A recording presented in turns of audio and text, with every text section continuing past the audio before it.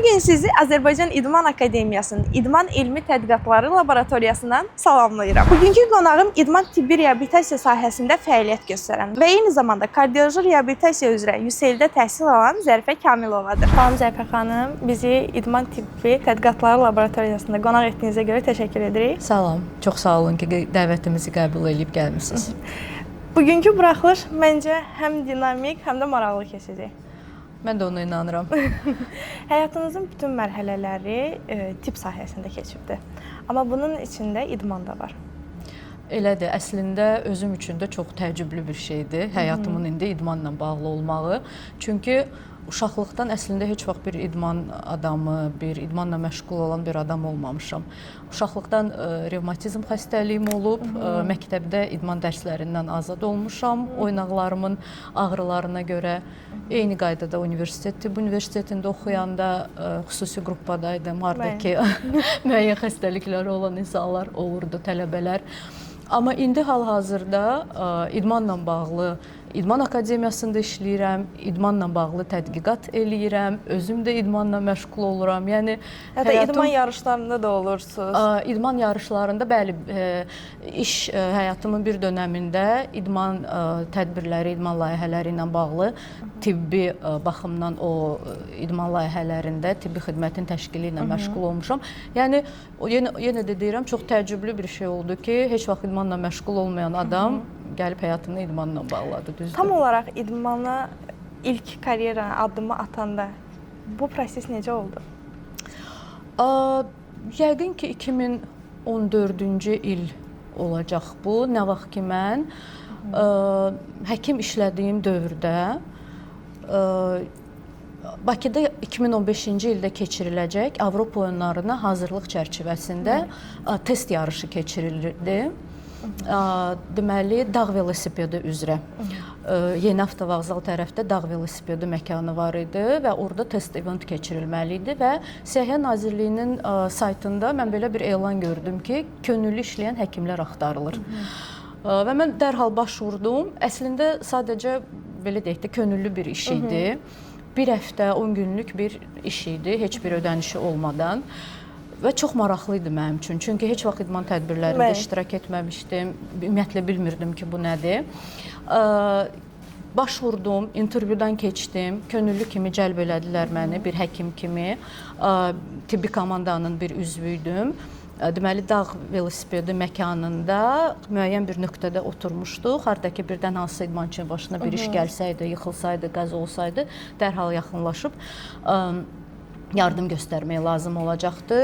Nəzərə alaraq ki, ölkədə yox idi mütəxəssislər, hər bir yerli mütəxəssis bir xarici mütəxəssislə komandadaydı. Mənim də komanda liderim bir xarici Yeni Zelandiyadan olan bir tibb mütəxəssisi idi.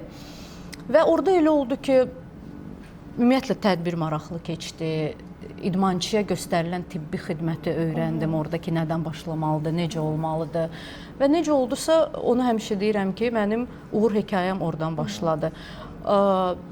İşimi bəyəndilər, gördülər ki, məsuliyyətli yanaşıram və s. Daha sonra artıq təklif gəldi ki, rəsmi işçi olaraq başvur və komitədə işləməyə başla. Artıq uzun müddətdir idman tibbinin içindəsiz. Həmin müddətdə yarış əsnasında idmançılara müdaxilə eləyəndə hansı stresi keçirdirdiniz? Əslində müdaxilə eləyəndə yəni tam olaraq stres idi. Nəyə görə? Çünki ümumiyyətlə bilmirdik.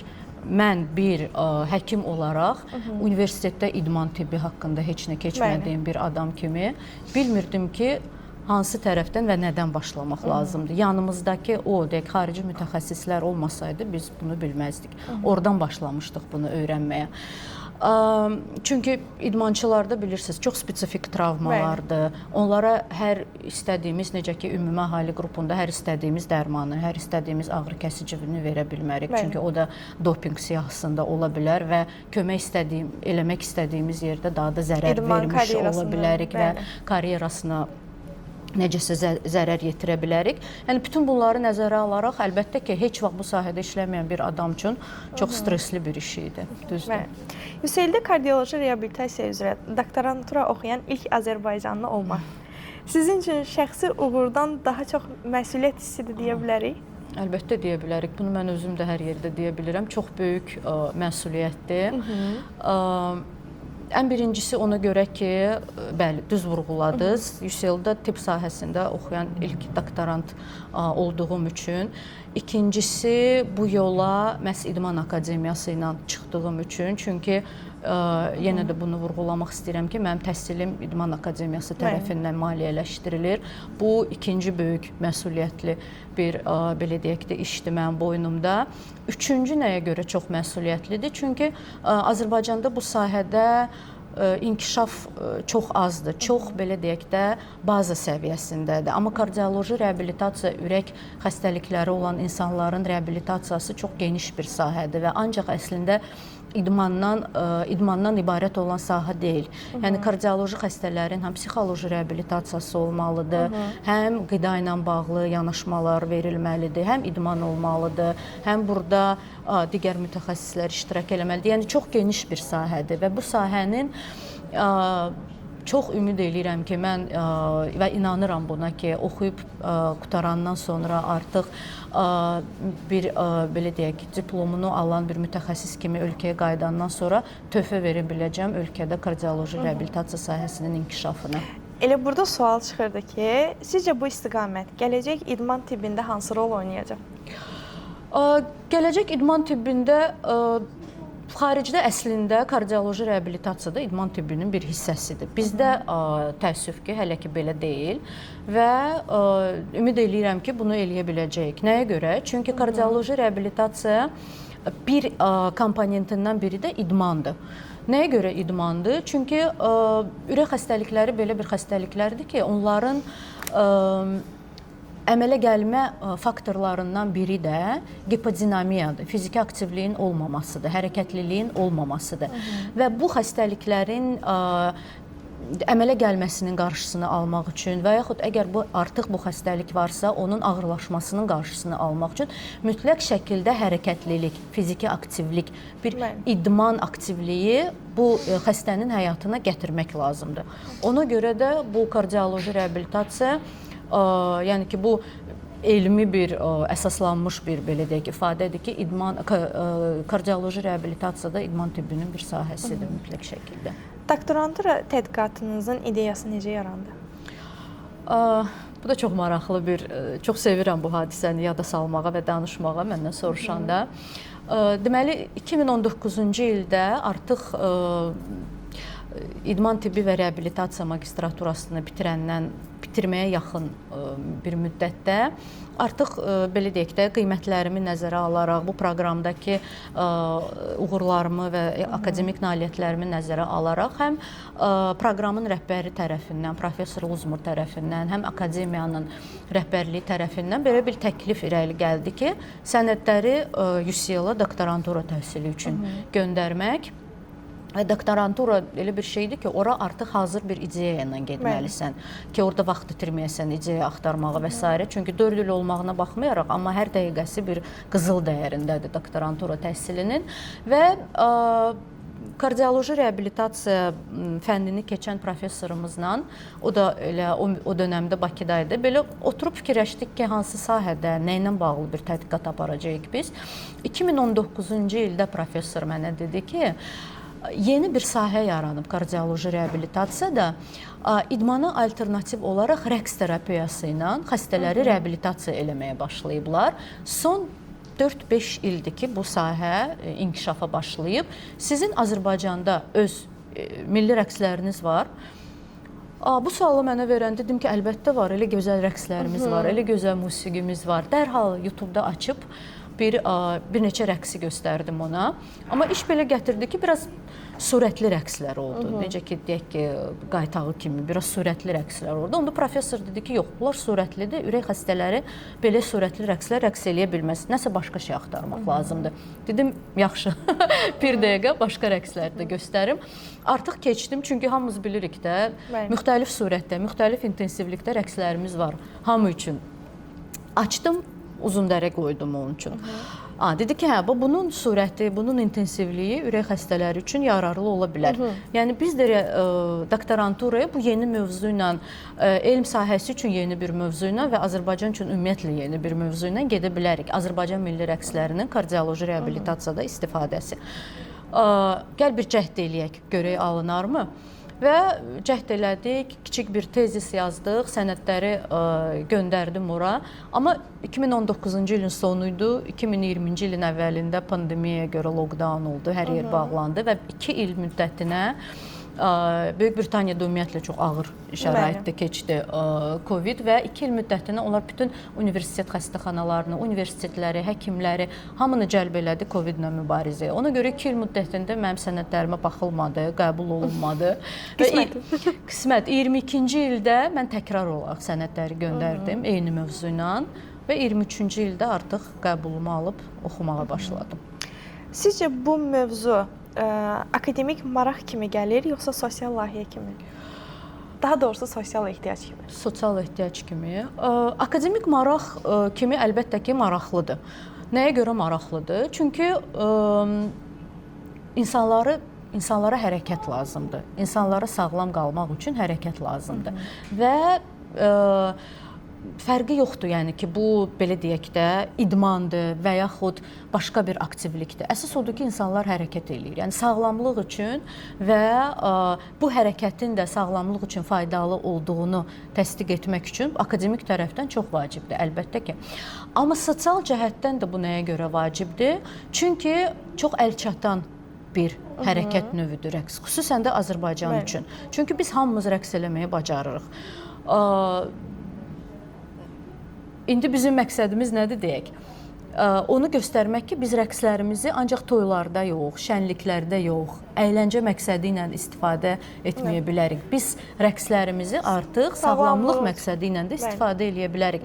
Yəni ancaq əylənmək üçün rəqs eləmirik, sağlam qalmaq üçün də rəqs eləyə bilərik. Bu, belə deyək də, layihənin sosial kimi təklif olunması sizdə mövzuya yanaşmanı necə dəyişdi? Əslində, heç özüm də bilmirəm bu birdən-birə necə başladı, düzdür. Çünki əvvəlcədən biz buna əlbəttə ki, bir tibbi layihə kimi, bir akademik layihə kimi yanaşmışdıq ki, bu elmi tədqiqatdır. Amma nə baş verdi? O oldu ki, birincisi bu yaşlı insanlar üçündür. Çünki tədqiqatın adı ürək xəstəlikləri olan yaşı 65-dən yuxarı xəstələrin Azərbaycan milli rəqsləri vasitəsilə kardiorespirator fitnessini və həyat keyfiyyətinin artırılmasıdır. Yəni sırf tibbi baxımdan dizayn olunmuş bir tədqiqat. Bəs nə üçün əsas fokus 65 yaş üzəri qadınlara verilibdir? 65 yaşı deyim nəyə görə? Çünki beynəlxalq protokollara əsasən, ürək çatışmazlığı xəstəliyinin beynəlxalq protokollarına əsasən ən çox ürək çatışmazlığı faizi olan xəstələr məhz 65 yaşdan sonra olur. Bu xəstəlik ən çox 65 yaşdan sonra əmələ gəlməyə başlayır. Bu birinci məqam idi. Nəyə görə qadınlar? Biz əvvəlcədən heç düşünmürdük ki, burada sırf 100% qadınlar iştirak eləyəcək. Yox, əvvəlcədən belə idi ki, hamı üçün, yaşı 65 yaşdan yuxarı kişilər və qadınlar. Amma adında rəqs mi olduğuna görə və yaxud biz bu tədqiqat haqqında daha çox rəqs tədqiqatı kimi danışdığımıza görə bəlkə də daha çox qadınlar başladı müraciət eləməyə və indi hal-hazırda 80-dən çox iştirakçısı var tədqiqatın və 100% hamısı qadındır. Bu əslində akademik cəhətdən tədqiqatımızı daha güclü eləyir. Nəyə görə? Çünki sırf qadınlarla aparılan tədqiqatların sayı çox azdır elmi aləmdə. Buna ancaq son illər başlayıblar çox böyük fikir verməyə. Bundan öncə nə baş verirdi? Deyək ki, tədqiqatlar daha çox kişilərin üzərində aparılırdı, daha sonra o nəticələri götürüb qadınlara şamil eləyirdilər. Bu da əlbəttə ki, düz deyil. Nəyə görə düz deyil? Çünki fizioloji olaraq fərqli orqanizmlardır və birinə keçərli olan bir nəticə digərinə keçərli olmaya bilər. Ona görə hal-hazırda tədqiqatda sırf 100% qadınların olması akademik cəhətdən tədqiqatımızı daha güclü eləyir. Bu birinci məqamdır. İkinci məqam da odur ki, 65 yaşdan yuxarı olan insanlar təqaüdçülərdir. Bir çox hallarda onlar işləmirlər, daha çox evdə otururlar, hərəkətsizdirlər. Bəzən işləmədiklərinə görə, sosiallaşmadıqlarına görə depressiyada olurlar, əhval-ruhiyyələri aşağı olur. Və bayaq sual verdiniz ki, sosial cəhətdən nəyə görə bu əhəmiyyətli bir şey ola bilər? Biz o insanları yenidən sosiallaşmağa qaytarırıq. Biz o insanları sağlam da edirik. Düzdür, bu bir məqamıdır. Çünki onlar daha gümrah olurlar. Sağlamlıq cəhətdən daha ürək sistemi daha yaxşı, dözümlülük olur, əzələləri güclənir və s. və ilaxır. Amma sosiallıq baxımından da onlar bir-biri ilə ünsiyyətdə olurlar. Yeni tanışlıqlar əmələ gəlir, artıq dostluqlar əmələ gəlir və bu sosiallaşma da həm depressiyanın qarşısını alır, onların əhval-ruhiyyəsini daha yüksək edir.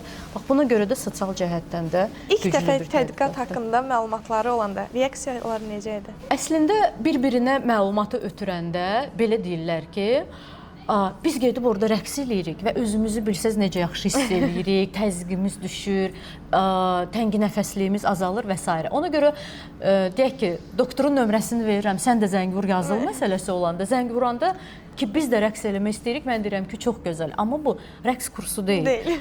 Bu elmi tədqiqatdır və burada da hər bir elmi tədqiqatda olduğu kimi iştirakçı meyarları var. Yəni hər bir insanı biz götürə bilmərik. Burada yaş 65 plus olmalıdır. Hər hansısa bir ürək xəstəliyi olmalıdır. Daha sonra biz sizi dəvət eləyirik və müayinə eləyirik. Və müayinədən sonra artıq dəqiq deyə bilərik ki, siz iştirakçı kimi iştirakçı ola bilərsiniz və yaxud yox. Çünki biz onların dözümlüyünü ölçürük. Biz onların əzələ gücünü, əzələ kütləsini ölçürük, yıxılma riskini ölçürük. Əgər bunlar hamısı ümumilikdə bizə verir ki, bəli, göstəricilər aşağıdır və bunlar iştirakçı kimi iştirak eləyə bilər, ancaq o halda deyirik ki, bəli, siz gələ bilərsiniz. Amma bu yenə də son deyil. Çünki yenə də iştirakçı kimi iştirak eləyə bilirlərsə, bu demək deyil ki, onlar rəqs qrupasına düşəcək. Çünki bizim tədqiqatda 3 qrupa var.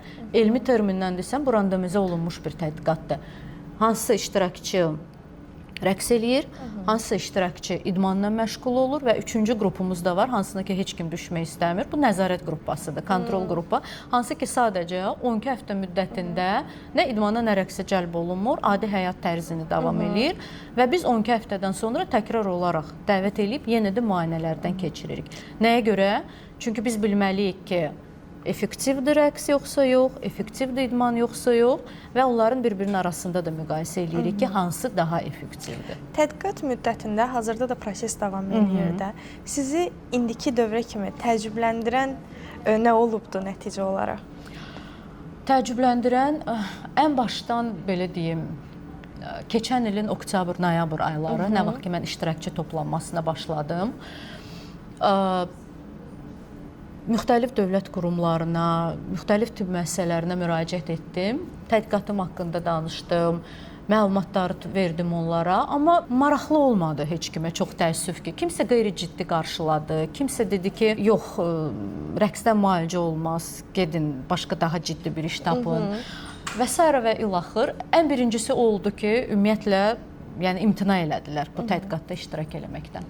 Bu birinci. İkinci, təəccübləndirən məqam nə oldu? Daha sonra mən bunu da deyəcəm, çünki ilk kimlərlə ki mən başladım, o insanlar oldu. Belə bir ictimai təşkilat var, 3-cü Bahar. Onların rəhbəri ilə mən danışıb əlaqə saxladım ki, mənə yaşı 65-dən yuxarı olan insanlar lazımdır ki, mən onlarla danışım, tədqiqat haqqında məlumat verim, daha sonra kim uyğundursa iştirakçı kimi cəlb eləyim. O insanla danışanda da o qədər bu ilkin mərhələdə ki, imtinalar almışdım, yenə də ümid eləmirdim ki, kimsə razılaşacaq. Amma bax, bu artıq təəccüb edici bir faktor oldu ki, mən gedib orada tədqiqat haqqında məlumat verəndə, danışanda nə qədər insan oradan, təqaüdçülər istədi ki, gəlib iştirak eləsin. Bu çox mənim üçün doğrudan da bir tərəfdən maraqlı idi ki, doğrudan da istəyirlər. Digər tərəfdən çox təəccüblü idi ki, yəni heç inanmırdım ki, yığa bilərəm. Amma sonra başladılar bir-birinə danışmağa, bir-birinə məlumat vermək və ən vacibi də nəyə görə? Yəni elə belə yox ki, qeyb rəqs eləyirik. Öz sağlamlığında olan müsbət dəyişikliklərlə bağlı məlumat verirdilər ona görə. Yəni, biri deyirdi ki, özümü daha yaxşı hiss eləyirəm. O birisi deyirdi ki, təzyiqim düşüb rəqsə və idmana getdiyim müddətdə. Üçüncüsü deyirdi ki, tənginəfəsliyim azalıb. Və belə bir-birinə o məlumatı ötürə-ötürə o 20 nəfərdən kimlərlə ki mən başladım, artıq 80-dən çox adam var tədqiqatda. Neçə aydır, deyək ki, 6-7 aydır və bu qədər böyüyüb iştirakçı sayı. Uğurlu olsun. Çox sağ olun. Məncə gələnlər daha çox olacaq. Gələnlər daha çox düzdür. Yenə də müraciətlər var, amma problem indi nədədir? Hamısına da deyirəm ki, 3 ay, 5 ay bundan əvvəl siz hardaydınız? İş ondadır ki, mənim təhsilim davam eləyir və mən avqustun sonu, sentyabrın əvvəli artıq bu işi bitirib yenidən Böyük Britaniya University College Londona qayıtmalıyam ki, artıq təhlili aparım, dissertasiyanı yazıb bitirim və müdafiəyə hazırlaşım. Deməli, yəni mənim indi hal-hazırda cəmsi 2 ay vaxtım var və proqram özü 12 həftə 3 ay davam eləyir deyə mən indi hazırda 3 qrupamız rəqs eləyir, təxminən 30 nəfərə yaxın. İdmanda da təxminən bir 15 nəfərə yaxın adam var. Yəni deyirəm ki, çox təəssüf eləyirəm. Biraz tez müraciət eləsəydiniz, sizi də cəlb eləyərdik. Amma artıq nə vaxt yoxdur, nə təəssüf ki, yer yoxdur. Yəni ki, bu sayla biz artıq İnşallah ki, 2 ay müddətinə bitirəcəyik. İnşallah, xeyirlisi. Sağ olun. Yaş artdıqca insanların fiziki aktivliyə marağı artır. Bəzən də azalır. Okay. Bunun səbəbi nədir tamam olaraq?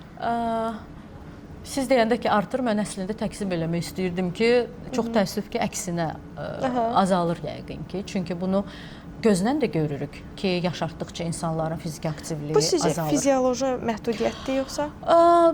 Burada fizioloji məhdudiyyət də ola bilər. Əslində beynəlxalq protokollar da, yəni bilirsiniz, mən belə deyək də, artıq elmlə məşğul olan adam kimi sözləri sadəcə belə deyək də, heç bir əsası olmadan, heç bir təsdiqi olmadan deməyə ehtiyat eləyirəm və demirəm. İnsanların ümumiyyətlə fiziki aktivlik səviyyəsinin azalması artıq beynəlxalq protokollar tərəfindən də deyilir və bu həyəcan təbilidir əslində. Çünki fiziki aktivlik səviyyəmiz azaldıqca xəstəliklərimizin sayı artır. Ürək xəstəlikləri, şəkərli diabet, artıq çəki və digər xəstəliklər və dünyada artıq bu xəstəliklər get-gedə sayı artır. Ürək xəstəlikləri Azərbaycanda ən birinci, ölüm səbəbinə görə ən birinci xəstəliklər deməli siyahısındadır. Yəni ona görə də insanların fiziki aktivlik səviyyəsi artsaydı, xəstəliklərin səviyyəsi azalardı əksinə. Amma biz tərsinə görürük. Yəni ona görə çox təəssüf ki, amma bunu mən nə ilə bağlaya bilərəm? Bəlkə də məlumatlılığın azalması ilə. Məlumatlılıq, yəni insanların məlumatlılığı daha çox olsaydı ki, idman eləmək yaxşıdır sizin sağlamlığınız üçün, fiziki aktiv olun, daha çox hərəkət eləyin, onda insanlar daha çox hərəkətliyə meyilli olardı. Bilirsiniz, mən yenə də tədqiqatımın iştirakçılarına qayıdım. Bəzən iştirakçılar gəlir və deyir ki, mən həkimimə deyəndə ki, çünki onların hamısının əsas ürək xəstələridir də, kardioloji xəstələrdir və onların hamısının kardioloqları var, həkimləri var, hansı ki, onları illərlə müalicə eləyir, vəziyyətinə nəzarət eləyir. Bəzən o iştirakçılar gəlib deyir ki, Zərfə xanım, həkimim mənə dedi ki, sənə idman olmaz, çox təhlükəlidir sənə idman eləmək. Bilirsən, idmanda adamın başına, sizin kimi xəstələrin başına nə gəlir. Və onda biz yenidən otururuq, yenidən başlayırıq başa salmağa, anlatmağa ki, idman sənin üçün əksinə xeyirdir. Əksinə, kardioloji baxımdan çox vacibdir. Ancaq kardioloji yox, bir çox baxımlardan. Çünki ürək bizdə nədir? Ürək işlək orqandır, ürək işləməlidir, ürək nasosdur və ürək onsuz da işləyir. Biz ürəyi sağlam saxlamaq üçün onu biraz da yükləməliyik. Yəni mən demirəm ki, aşırı yükləməliyik. Biz onu biraz da yükləməliyik. Çünki ürək işləmədikcə o durğunluqdur, ürək çatışmazlığıdır. Oturduqca oturursan, başlayırsan ən belə cüzi hərəkət eləyəndə də təngi nəfəs olmağa, ödemlər əmələ gəlməyə, şişkinlik əmələ gəlməyə və proqres, yəni xəstəlik proqres olur. Yəni başqa cürə bunu necə deməyə? İnşallah düzələr. Sizcə Azərbaycanda 65 yaş qrupu üzəri insanlar üçün idman və reabilitasiya infrastrukturu kifayət qədər varmı? Son zamanlar görürük ki, inkişaf eləyir. Nəyə görə? Bunu hamımız əslində görürük. Parklar salınır. Artıq piyada gəzmək üçün əlavə bir yerdir də bizim üçün, düzdür. Çıxıb gəzmək üçün, axşamlar çıxıb gəzinti eləmək üçün və yaxud səhər yuxudan durandan sonra gəzmək üçün. O parkların içində idman meydançaları var. O da yaxşıdır. Məsəl üçün, artıq mən səhər yuxudan durub pəncərəyə yaxınlaşanda bizim də evimizin qabağında park var və orada da idman meydançası var. Görürəm ki, yaşlı insanlar, təqaüdçülər 2-2, 3-3 artıq girib, qol-qola girib gəzirlər. kimsə idman meydançasında idman eləyir. Mənim bir iştirakçım var idi. Ən birinci yoldaşım müraciət eləmişdi, amma mən yoldaşını müayinə eləyəndə gördüm ki, bu adam yəni fitdir də, bunun əzələləri də var, dözümlüyü də yüksəkdir, amma yaşı məsəl üçün 75-ə yaxındır.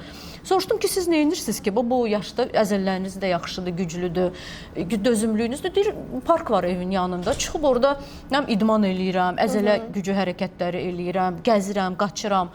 Və sonra elə oldu ki, yoldaşını gətirdi. Yoldaşında tamam əksi idi. Dözümlüyü də aşağı idi, təzyiqi də yüksək idi, atom fraksiyası da aşağı idi, əzələləri də çox zəif idi. Dedim ki, bəs yoldaşınızı niyə özünüzlə aparmamısınız? Deyir, istəmir. Amma sizin yanınıza gətirmişəm. İdmana getmək istəmir, sizin yanınıza gətirmişəm. Yəni, bax, o idman infrastrukturunun inkişafı bəzi insanlarda belə bir yaxşı dəyişikliklərə gətirib çıxarır. Amma yəni, insanın özündə də hər hansı bir istək olmalıdır da, çıxıb idmanla məşğul olmağa. Hə, əlbəttə ki. Yəni, bu infrastruktur var. Velosiped yolları, bəziləri velosipeddə sürür. O idman meydançaları, parklar. Yəni, niyə də çıxıb idmanla məşğul olmamağa? Xaricdə tələbəyə daha çox araşdırma düşüncəsi öyrədilir. Elədir. Yoxsa bizdə olduğu kimi məlumatı əzbərləmək? Yox, əlbəttə ki, yox. Məlumatı əzbərləmək, belə bir yaxşı ifadə var. Deyir, insana bir var ki, hazır balıq tutub verəsən, bir də var ki, onu balıq tutmağı öyrədəsən. Bax, xaricdəki təhsil o adama balıq tutmağı öyrətməkdir. Necə ki, bax, bizim İdman tibbi və reabilitasiya magistr proqramı, hansı ki, akademiyada 2017-ci ildən fəaliyyət göstərir. Hansı ki, ingilis dillidir və həkimlər üçün nəzərdə tutulub və proqramın direktoru professor Michael Uzmurdur, University College Londonun professoru, Kral ailəsinin şəxsi reabilitoloqu, Beynəlxalq Olimpiya Komitəsinin eksperti, boks üzrə deməli layihələrin baş həkimi. Deməli, Professor Uzmur bu proqramın kurikulumunun hazırlanmasında özü şəxsən iştirak eləyib. Və bu proqramın digər müəllimləri də University College London, Imperial College London, King's College London bu universitetlərin müəllimləridir. Deməli, onlar canlı olaraq şəxsən Bakıya gəlib, mən də o proqramın məzunlarından biriyəm də, yəni ona görə belə çox ətraflı danışa bilirəm. Çünki özüm şəxsən bu yolu keçmişəm. Yəni özünüz təcrübə elədiyinizə görə daha rahatdır. Daha rahatdır. Bilirəm ki, nədir? Yəni bir var ki, bir iş haqqında danışasan, amma o işin içində olmayasan. Amma mən o proqramın tələbəsi olmuşam deyə, o proqramın məzunu olmuşam deyə, özüm çox belə dərindən içəridən bilirəm məsələ nə yerdədir deyə. Yəni onlar gəlib bizə dərs deyəndə heç vaxt demirdilər ki, bax bu belədir, siz də bunu belə bilməlisiniz. Professor Uzmurun çox gözəl bir sözü var idi. Mənim bugün dediklərim sabah hamısı yalan ola bilər. Nəyə görə? Çünki bugün elmi tədqiqat bunu bu cürə təsdiqləyib, amma sabah nəsə dəyişə bilər. Yeni bir tədqiqat keçiriləcək, tibb sahəsində hansısa yeni bir ixtira olacaq və bugün aktual olan mövzu sabah artıq heç bir aktuallığı olmayacaq və yeni bir şey çıxacaq. Ona görə mənim dediklərimə inanmayın. Yəni siz təsəvvür edirsiniz ki, müəllim tələbəyə deyə bilər ki, mənim dediklərimə inanmayın. O deyirdi ki, mən deyirəm, amma siz gedin, açın, axtarın, araşdırın, görün başqaları nə deyir bu mövzuda. Bax, ona görə də onu deyirəm ki, o proqramda oxuyandan sonra artıq biz, belə deyək də, mövzu da verəndə bizə ev tapşırığı kimi nəsə verəndə, sabahsı gün gəlirdik və bunu müəllim belə deyib və biz də belə deməliyik kimi olmurdu. Biz başlayırdıq diskussiya eləməyə, biz başlayırdıq müzakirə eləməyə. Bunu nəyə görə belə deyirsən? Bunu əsaslandır və biz başlayırdıq fikirləşməyə, bir tibbi belə deyək, tənqid, akademik tənqid kimi nəsə bir düşüncələr eləməyə ki, nəyə görə bu belədir? Sadəcə fakt kimi qəbul eləmirdik. Onun altındakı bir səbəbi də axtarırdıq ki, bax, belə-belə öyrənib və mən sizə inandırım ki, mən indi UCL-da bunu oxuyub, bunlardan təzədən keçirəm. Öz-özümə fikirləşirəm ki, nə yaxşı ki, mən bu idman tibbi reabilitasiya magistr proqramını oxumuşam. Çünki o proqram olmadan, o müəllimlərin o məktəbini keçmədən mən gəlib UCL-da oxuya bilməzdim. Çox çətin olardı. Elə burada bir sual yaranır ki, bu proqrama kimlər müraciət edə bilər? Yaxşı sualdır. Biz bunu hər yerdə deyirik. Yenə də burada sizin vasitənizlə də məlumat verim. Bu proqram sırf həkimlər üçündür. Yəni, mən də Tibb Universitetini bitirəndən sonra, 10 il həkim kimi işləyəndən sonra, idman layihələrində işləyəndən sonra, Avropa oyunları, İslam oyunları, Formula 1 yarışlarında işləyəndən sonra belə bir məlumat yayıldı ki, biz kakras onda o komitədə işləyirdim mən 2017-ci ildə İslam oyunlarının komitəsində. Belə bir məlumat yayıldı ki, İdman Akademiyasında İdman tibbi reabilitasiya magistr proqramı açılır. Özü də Böyük Britaniyadakı bir universitetlə bir layihə kimi bir yerdə tərtib olunur və onda biz Avropa oyunlarında o qədər çətinlik çəkmişdik biz o işlə. Ölkədə idman həkimi tapmamışdıq ki, Bəli. fizioterapist tapmamışdıq ki, o məkanlarda idmançılara xidmət göstərən bir həkim kimi istifadə eləyək. Böyük bir problem idi və ondan sonra biz gəlib burada bu proqramla İdman Akademiyasında tanış olanda onda bizə dedilər ki, bazar araşdırması aparmışıq və görmüşük ki, idman tibbi ilə məşğul olan mütəxəssislər yoxdur ölkədə. Biz də idman o 2015-ci ildə o layihə üçün bütün mütəxəssisləri xaricdən gətirmişdik. Hamısını demək olar ki. Və hətta onu qeyd edim ki, bu beynəlxalq yarışdır və Azərbaycan daxilində də kifayət qədər idman növləri üzrə yarışlar keçirilir. Yarışı aparırıq, mən özüm hakiməm və döyüşün ortasında tatamidə idmançı zədələnir və biz oradan həkimi çağırırıq. Həkimin reaksiyası yoxdur. Və oradan artıq 4-5 nəfər çağırılmalıdır ki, həkim burada kimsə ölür, can verir. Və o artıq gələnə qədər idmançının orada huşunu itirməsi var, dilin qatalanması var. Yəni zədələr get-gedə arta bilər, qol çıxa bilər, topuq zədələnə bilər. Yəni həmin dəqiqə müdaxilə olunmalıdır. Və bu kadr problemi olduğuna görə yarışlar əsnasında kənardan gətirilən həkimdən əlavə olaraq federasiyanın öz fizioterapevt həkimi o bütün yarışları 4 gün, 10 gün müddətində müşahidə edir. Və bu mən öz baxış açısından görürəm ki, çox çətin bir şeydir. Əlbəttə. Çünki paralelində 4 tatamidə döyüş gedir. İdman tibbi sahəsi çox spesifik sahədir və bunu, məsəl üçün 6 il tibb universitetində oxumuşam mən, biz idman tibbi keçməmişik. Biz sadəcə travmatologiya keçmişik, amma travmatologiya idman tibbi demək deyil. Reabilitasiya ümumiyyətlə, sadəcə fizioterapiya keçmişik, reabilitasiya keçməmişik. Məsəl üçün, mən bütün o məqamları, hansılara ki sizə danışırım, gəlib burada İdman Akademiyasında o idman tibbi reabilitasiya magistr proqramında öyrənmişəm.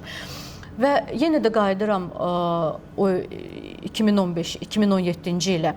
Necə ki, dedilər ki, proqram açılır və mən də o yolları keçə-keçə gəlib görəndə ki, mütəxəssis yoxdur, amma çox maraqlı bir sahədir. Belə qərarı aldım ki, gedim tanış olum. Gedim görüm, ümumiyyətlə nədir bu, nə proqramdır, kim dərs deyir, nə keçəcəklər. Gəlib tanış oldum, görüşdüm. Daha sonra professor Luzmurla bizə bir görüş təşkil elədilər. Onunla da görüşdük, danışdıq və gördük ki, çox keyfiyyətli bir proqram həkimlər üçün ingilis dilində və bütün dərslərimizi də UCL-ın professorları tərəfindən alırıq. Unikallığı nədir? Xaricə getmək lazım deyil bu müəllimlərdən. Yəni, xaricə gedirsənsə, nə qədər pul xərcləməlisən, orada qalmağı, orada yaşamağı. Bu, nə qədər böyük məbləğ bir vəsait tələb eləyir, düzdür. Bunu hər adam eləyə bilmir. Amma İdman Akademiyası o keyfiyyətli təhsili Azərbaycana, Bakıya gətirib. Və sən ailəvi tərk etmədən, evivi tərk etmədən gəlib sadəcə İdman Akademiyasında o müəllimlərdən dərs alırsan. Nəyə görə bu fürsətdən istifadə etməmək? İlk dəfə proqram haqqında eşidəndə heç düşünürdünüz bu qədər yaxşı nəticə alacaqsınız? Yox, düşünmürdüm. Çünki yəni ki, başa düşürdüm ki, hə, okey, xarici proqramdır, müəllimləri xaricidir. Yəni başa düşürdüm ki, fərqli bir şey olacaq əlbəttə ki. Amma yəni bu dərəcədə nəyə görə xarici müəllimlərdən burada dərs almaq başqa vacib bir məqam. Tələbələri Londona praktiki səfərə göndərmək ki, University College London Hospitalda xəstə qəbulunda iştirak eləmək müəllimlərlə.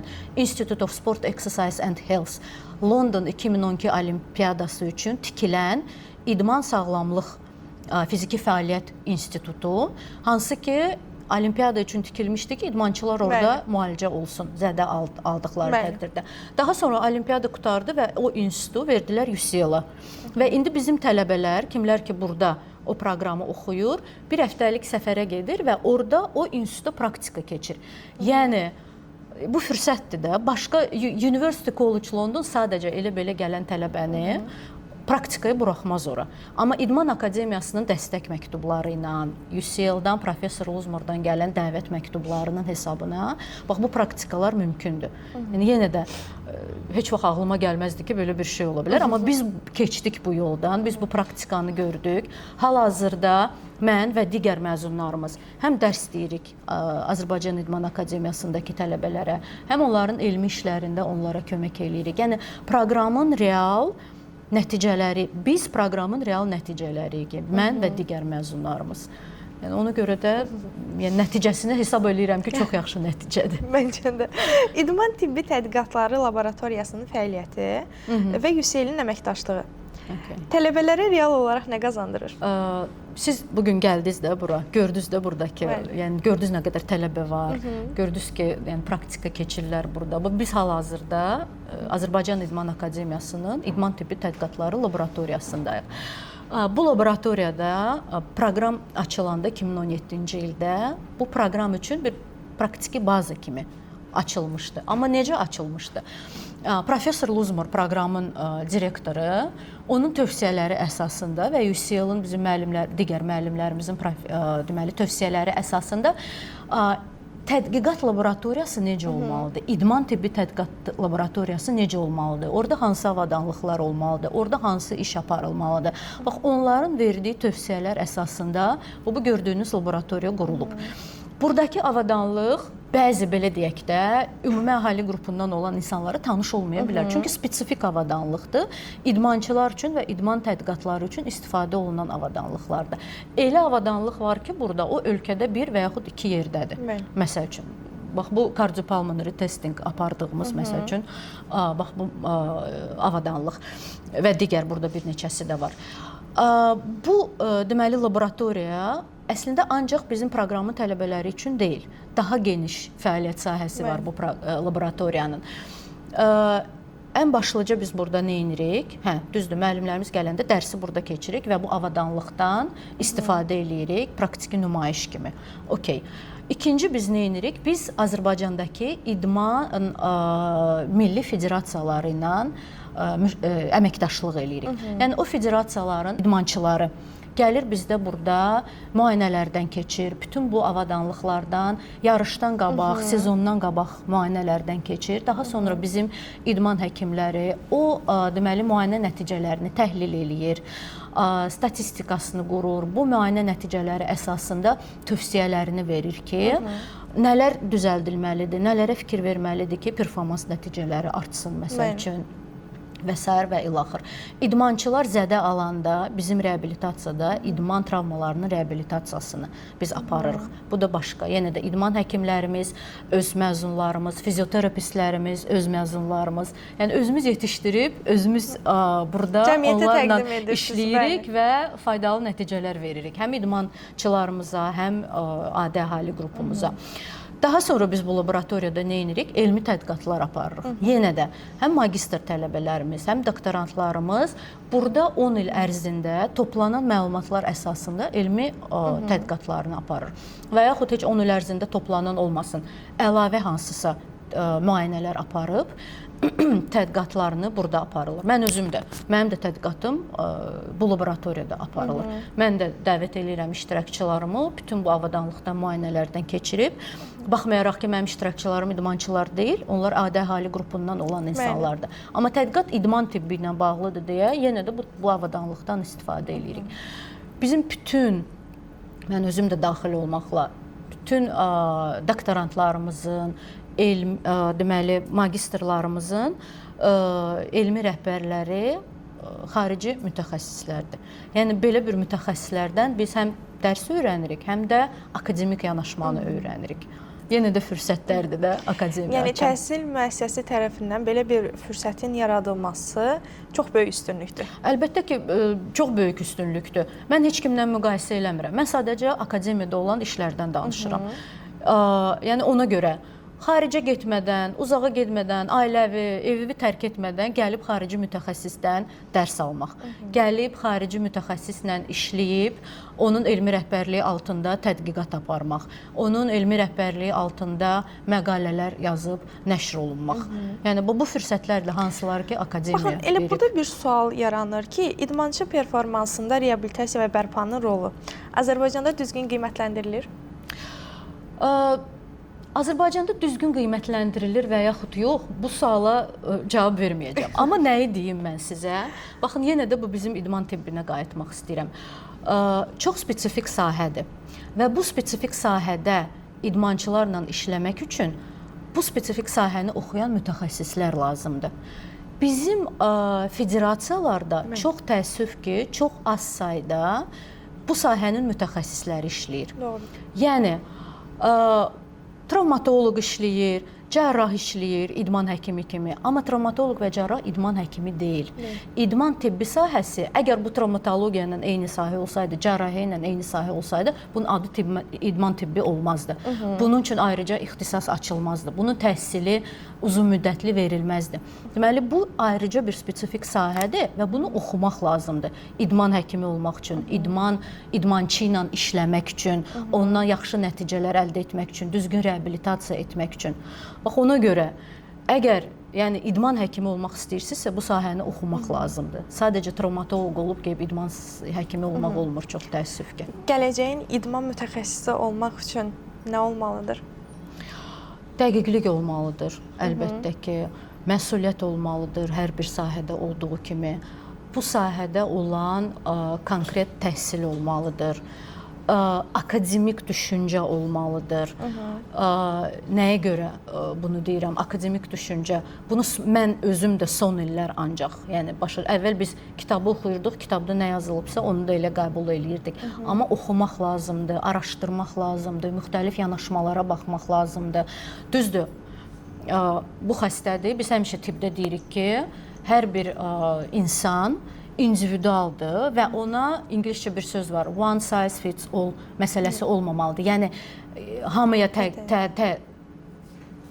hamıya tətbiq etdiyimizi, yəni tək-tək insanlara tətbiq etmək, hər bir insana individual yanaşmaq lazımdır. Bu mütləqdir.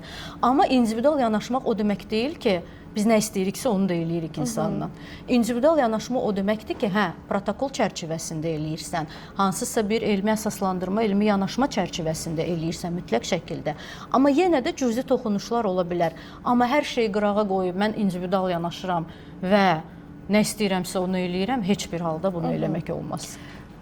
Laboratoriya fəaliyyəti dövründə 2-ci Vətən müharibəsi qaziləri ilə aparılan təhlillər və müşahidələr sizcə reabilitasiya haqqında hansı reallıqları göstərdi? Reabilitasiya sözü bizim cəmiyyətdə məhz müharibə və postmüharibə dövründə hamıya tanış olmağa başladı. Biz reabilitoloq mütəxəssis olaraq bəli bilirdik. Amma cəmiyyət içində çox təəssüf ki, reabilitasiya sözü o qədər tanış deyil idi. O qədər çox istifadə olunmurdu. Və məhz postmüharibə dövründə nə vaxt ki, qaziləri reabilitasiya etməyə başladıq, bax onda reabilitasiya sözü artıq geniş ictimaiyyətə tanış olmağa başladı. Biz laboratoriya olaraq, bizim laboratoriyanın əməkdaşları, yenə də idman tibbi reabilitasiya magistr proqramının məzunları, fizioterapiya proqramımızın, bakalavr proqramımızın məzunları, professor Luzmur, UCL-ın və ISH-in protokolları ilə deməli, kompleks skor, Roman Yaxoda tövsiyələri ilə. Biz böyük komanda olaraq qazilərin reabilitasiyasında iştirak etdik.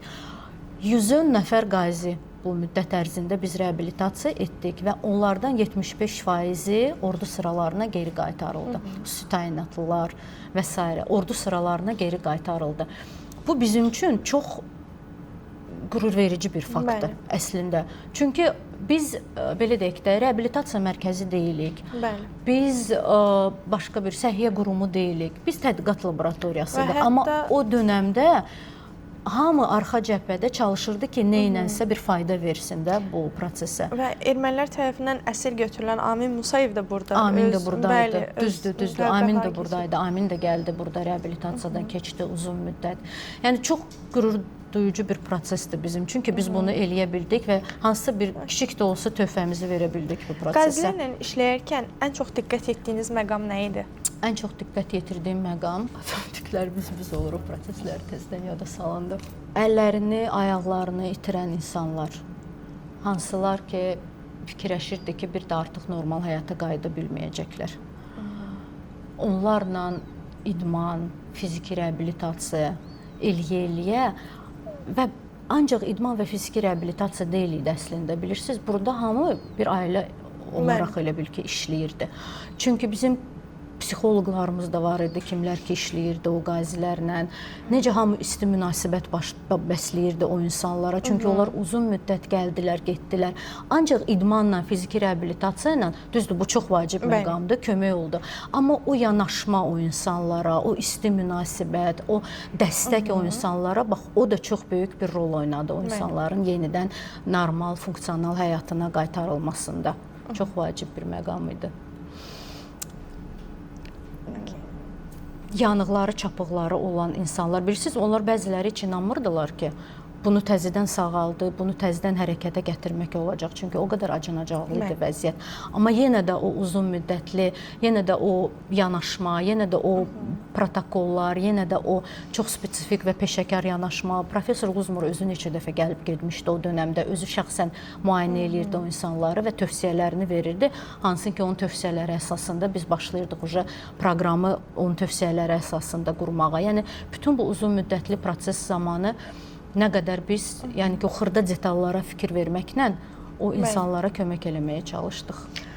Bu laboratoriyada aparılan tədqiqatlar gələcəkdə Azərbaycanda idman elmi və reabilitasiya sistemi üçün hansı praktik nəticələr verə bilər? Elmi işlərin nəticələri, belə bir statistika var. O, bir günün, 2 günün işi deyil. Yəni, mən bugün bu nəticəni aldım və sabah bu başladı praktikada istifadə olunmağa və nəticələr verməyə.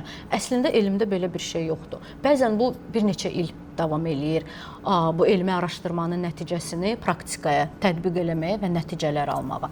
Amma bəzi məqamları deyim sizə. Çünki biz proqram artıq deyək də 10 ildir fəaliyyət göstərir və biz 10 ildir bu tədqiqatları aparırıq və hansısa bizim nəticələrimiz əlbəttə ki var. Biz burada, yenə də təkrar eləyirəm, idman federasiyaları ilə ki, deməli, əməkdaşlıq eləyirik. O idmançıların nəticələri bizdə var.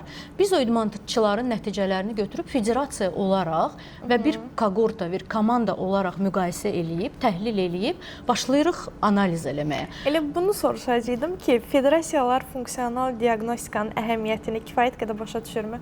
Artıq yavaş-yavaş başa düşməyə başlayıb. Əgər siz bu sualı mənə proqram açılanda 10 il bundan qabaq məsəl üçün versəydiniz, onda əlbəttə ki, mən deyərdim ki, yox, biraz çətindir. Hələ yenə də məlumatlılıq lazımdır. Amma indi artıq 10 ildir biz bu prosesi aparırıq və artıq federasiyalar var, hansılar ki, artıq özləri müraciət eləyir ki, biz idmançılarımızı göndəririk, gəlsinlər sizdə müayinələrdən keçsinlər, sonra nəticələrini bizə verin. Güləş federasiyasıdır, boks federasiyasıdır, cüdodur, velosiped, paralimpiya federasiyası, başqa gimnastika, bax, onlarla biz artıq mütəmadi şəkildə işləyirik. Və nə gözəl ki, biz, məsəl üçün, sonuncu olimpiyadada nəticələrimizi də, düzdür, idmançıdan çox şey asılıdır, onun məşqçisindən, onun bütün komanda üzvlərindən, amma bizim də cüzi də olsa necəsə belə bir qatqımız var o qələbələrə ki, çünki bizdə də onlar müayinədən keçib, biz də öz tövsiyələrimizi vermişik ki, bu nəticələri necə daha yaxşı eləmək olar. Bu test mərhələsi, diaqnostika müddəti də risk faktoruna necə dəyişir? Risk faktorlarını ən birinci aşkarlamağa imkan verir və əgər artıq risk faktorunu biz aşkarlamışıqsa, bu artıq işin yarısıdır. Daha sonraki bizim işimiz o riskların qarşısını almaqdır ki, onlar əmələ gəlməsin və idmançının nəticəsinə və yaxud sağlamlığına pis təsir etməsin. Amma mən görürəm ki, biz idman tibbi sahəsinə gedirik. Düzdür, mən də idman tibbi mütəxəssisiyəm, reabilitoloqam, amma böyük bir fərq var. Mən ümumi əhali qrupu ilə işləyirəm. Daha çox düzdür idman tibbi sahəsində, amma ümumi əhali qrupu ilə mənə elə gəlir ki, siz növbəti intervyunuzu bizim laboratoriyanın rəhbəri ilə eləməlisiniz. Bax, o sizə bu sualların hamısına çox detallı, çox peşəkarcasına daha yaxşı, məndən daha yaxşı cavab verəcək. Yaxşı, bir çağırış olaraq desək əgər, idman sahəsində çalışan gənc mütəxəssislərə laboratoriya və funksional analiz istiqamətində inkişaf üçün hansı bacarıqları əldə etmələrini tövsiyə edərsiniz? Ən birinci bu sahəni oxumalıdırlar. Yəni başqa sahəni oxumaqla gəlib sadəcə bir neçə il işləyib, hə, ola bilər. Amma bu praktiki bacarıqlar olacaq. Amma nəzəri bilikləri kənara qoymaq olmaz. Praktika həmişə nəzəri biliklərin üzərində qurulmalıdır. Ona görə idman tibbi sahəsi ilə məşğul olmaq istəyirsinizsə, mütləq bu sahədə təhsil almalısınız. Mütləq şəkildə. Bu ən birinci.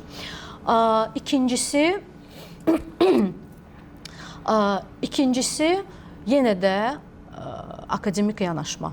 Yenə də axtarmaq, araşdırmaq, yenə də oxumaq çoxlu. Yəni, institut qurtardım, mən artıq bu sahənin peşəkarıyam, bu məsələ olmamalıdır. İnsan daim öz üzərində işləməlidir. Daim hər hansısa bir yeni biliklər əldə etməlidir. Heç nə yerində dayanmır. Araşdırmalıdır. Heç nə yerində dayanmır.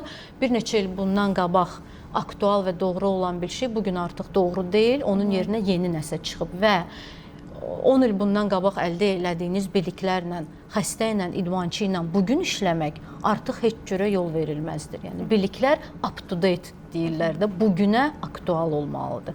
Bax belə. Və üçüncü bir şey də demək istəyirəm.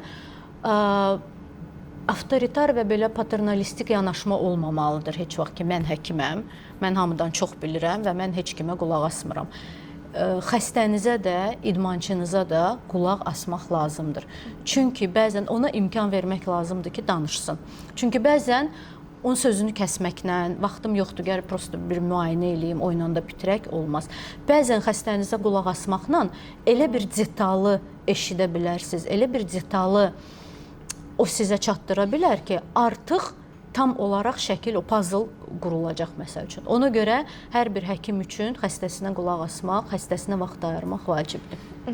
Son olaraq, Azərbaycan İdman Akademiyasının gələcək vizyonunu bir cümlə ilə təsəvvür etsəniz. Regionda bu sahənin lideri olmaq. Çox sağ olun.